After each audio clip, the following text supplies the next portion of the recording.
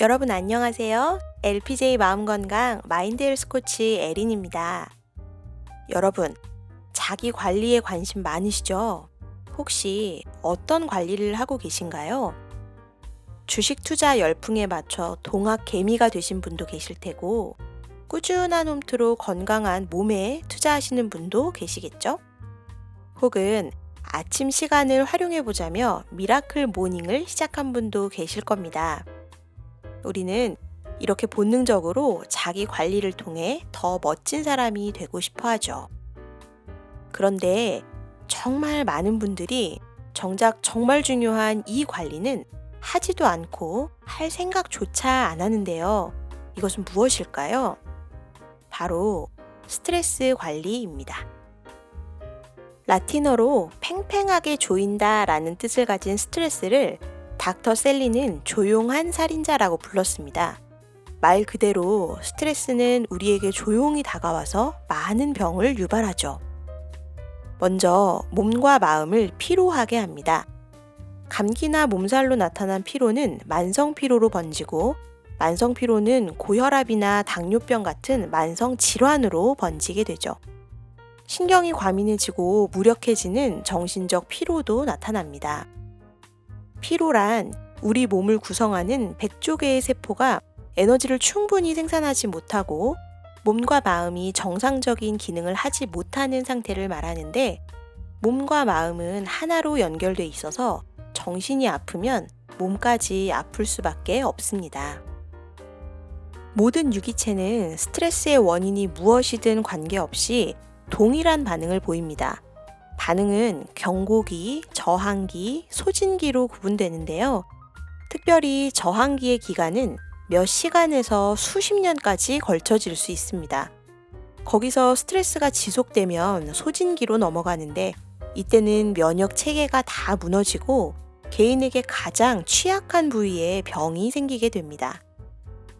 우리 몸과 마음을 모두 망가뜨리는, 이제는 뗄래야 뗄 수 없이 더불어 살아가야 하는 존재가 되어버린 이 스트레스, 우리는 필히 관리해야 합니다.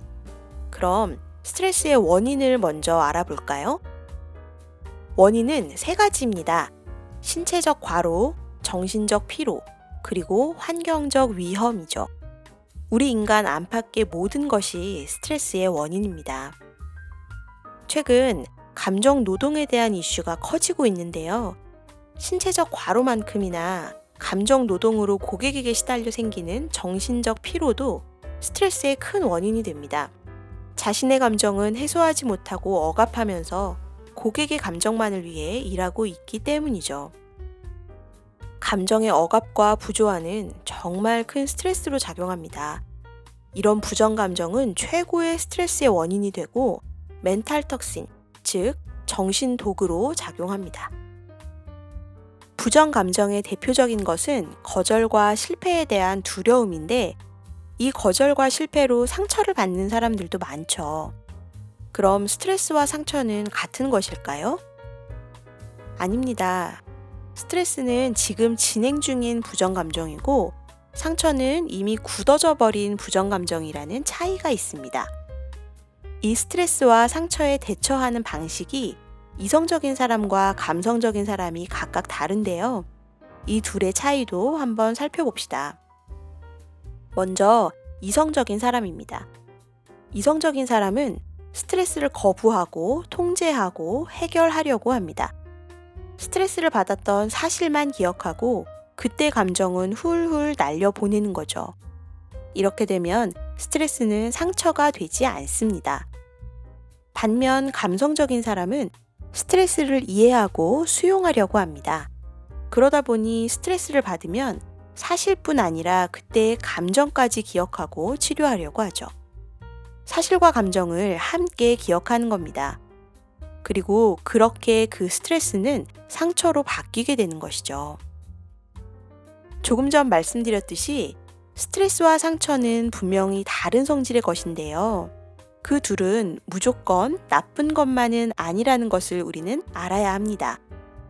스트레스를 극복하면 힘든 만큼 성장하고, 상처를 승화하면 아픈 만큼 성숙하게 되니까요. 모든 현대인에게 꼭 필요한 스트레스 완전 정복. 이를 위해 정신과 전문의 후 박사는 다음에 3가지 탁월한 처방을 제안합니다. 첫째, 정확히 평가합니다. 스트레스 반응을 자세히 평가하는 것이죠.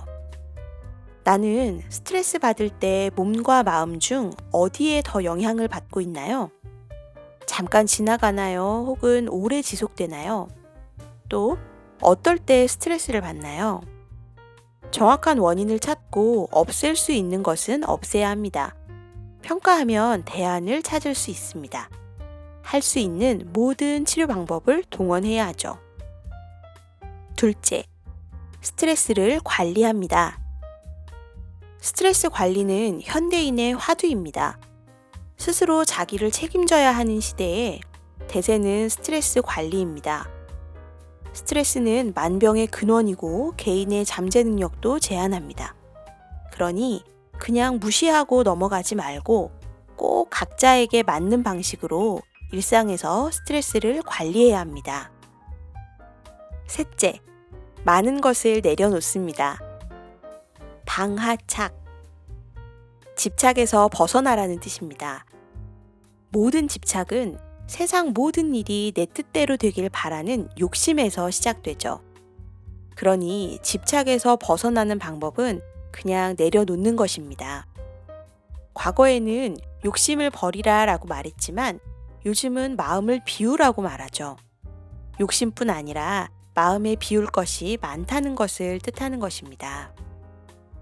분노, 적대감, 죄의식, 경쟁심. 내려놓으세요. 과도한 짐을 내려놓을 때 여유와 평안이 찾아옵니다. 지금까지 스트레스 관리와 그 방법에 대해 나누었습니다.